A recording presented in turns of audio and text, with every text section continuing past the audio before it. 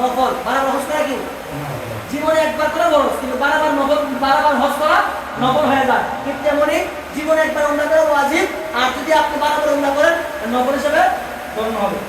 আপনি নফল করার পরে আপনি মারা গিয়েছেন, ফরজ হজ করেন নাই, আপনি ফরজের যে গুনাহ খাতা আছে সেই গুনাহ নিয়ে আপনি মারা গিয়েছেন, সেই গুনাহ নিয়ে আপনি মারা যাবেন।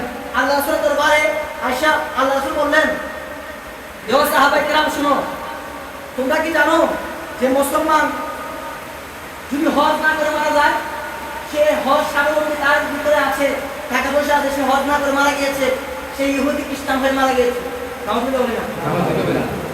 অর্থাৎ ইহুদি খ্রিস্টান হয়ে কি হয়েছে, সে মারা গিয়েছে। এই জন্য আপনার স্বাবলম্বী আছে, আমরা আপনার যদি উমরা সেই ক্ষমতা থাকে উমরা করেন, এবং কি আপনার ফরজ যেহেতু স্বাবলম্বী, আপনার ফরজ হজ যেহেতু ফরজ হয়েছে, আপনি হজটা ফরজ আদায় করতে হবে। তাহলে আপনার কয়টা উত্তর গিয়েছে? একটা হচ্ছে একই হারাম একই জ উমরা করা যাবে না, এবং কি একই হারাম দুটো হজ করা যাবে। উমরার যে নিয়ম হজের সেই নিয়ম, হজের যে নিয়ম উমরারও সেম নিয়ম। তৃতীয় হচ্ছিল হক করিবা আর হক করিবা। এবং হকুল্লাহ যেটা, এটা আল্লাহ ইচ্ছা করলে আপনি যদি আপনি আল্লাহর সাথে বেঈমানি করেছেন, নামাজ পড়েন নাই, রোজা রাখেন নাই, হজ করেন নাই, নামাজ পড়েন নাই, রোজা রাখেন নাই, এগুলো কি আল্লাহর হক। আল্লাহর হক আপনি আদায় করেন নাই, আপনি আল্লাহর আদেশ মানেন নাই, নির্দেশ মানেন নাই, ওইগুলো কি আল্লাহর হক। আল্লাহর হক যদি আপনি তরক করেন, তাহলে আল্লাহ যদি ইচ্ছা করেন আল্লাহ আপনাকে মাফ করে দিতে পারেন, এবং কি আপনি তওবা করার কারণে আল্লাহ যদি ইচ্ছা করেন আল্লাহ আপনি কি করতে পারেন, মাফ করে দিতে পারেন। কিন্তু হক বলে বা যেটা বান্দার হক, কি হক? বান্দার হক। এখন বান্দার হক আল্লাহ মাফ করবেন কিনা? ও বান্দা, তুমি আমার ইবাদত করো, তুমি আমার সাথে কারো শরীক করিও। সন্তানদেরকে সঠিকভাবে সম্পদ দেওয়া, সন্তানদেরকে লালন পালন করা, সন্তানদেরকে খাওয়ানো, উঠানো, বসানো, তাদের জীবিকা নির্বাহ করা, ওইটা হচ্ছে কি আল্লাহর একটি আদেশ। আল্লাহর কি? আল্লাহর একটি আদেশ। আল্লাহ বলেছেন ওয়াহবুদুল্লাহ ওয়া লা তুশরিকু বিশাই, তোমরা আল্লাহর ইবাদত করো এবং তার সাথে কাউকে শরীক করিও না। আর আল্লাহর শরীক কি? আল্লাহর সাথে অন্য কাউকে সমকক্ষ মনে করা, এটার নাম কি? শিরক। অর্থাৎ শরীক করা মানে কি? শিরক। আমরা ইবাদত করার কথা আল্লাহ বলেছেন, ছেলেমেয়েদেরকে লালন পালন করা, এটাও কি একটা ইবাদত। এখন যিনি ভাই প্রশ্ন করেছেন উনি বলেছেন যে বাবা ছেলেকে সব লিখে দিয়েছে, কিন্তু আরেক ছেলে আছে তাকে কিছু বাবা দেয়, এটার ব্যাখ্যা কি? ব্যাখ্যা কি হবে? ওকে, এটা কুরআন হাদিস কি বলে? দেখেন, আপনি বাবা হয়েছেন, আপনার ছেলে মেয়েদের উপরে আপনি সমান ব্যবহার করতে হবে। কি করতে হবে? আপনি বাবা হয়েছেন, আপনার দায়িত্ব আছে, নৈতিক দায়িত্ব। আপনার ছেলে যদি লুলা হয়, যদি বুবা হয়, কানা হয়, তাদের ক্ষেত্রে আপনি যদি অন্য তাদেরকে বেশি দিয়ে দেন তাতে কোনো সমস্যা হবে? তবে হ্যাঁ, আপনার ছেলে মেয়ে সবাই দুনিয়ার জমিনে সুস্থ অবস্থা আছে, তাদেরকে আপনার কি করতে হবে? সঠিকভাবে সমানভাবে কি করতে হবে? বন্টন করতে হবে। আর যদি বন্টন না করেন, আপনি সেই বান্দার হক নষ্ট করেছেন। এই সুবাদে আপনি আল্লাহর কাঠগড়ায় দাঁড়াতে, এবং আপনি মারা যান, আপনি গুনাহগার হিসেবে কি করবেন? গুনাহগার হিসেবে মারা যাবেন।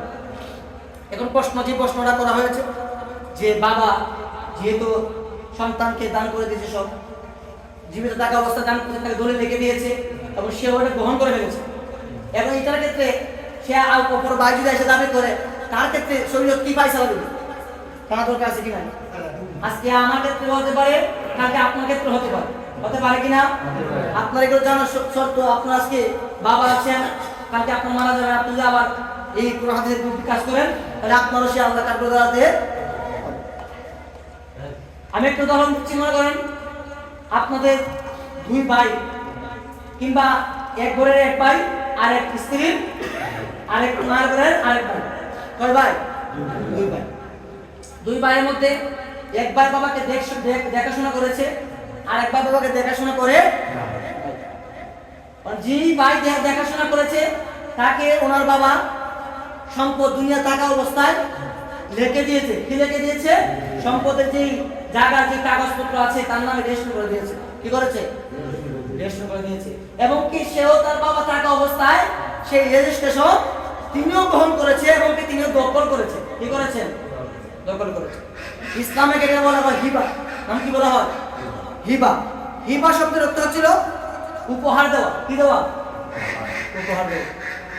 ছাত্র যেরকম ভালো পড়াশোনা করলে শিক্ষক তাকে প্রাইজ দেয়, কলম দেয়, ফুলদানি দেয়, বিভিন্ন জিনিস দেয়, দেয় কিনা?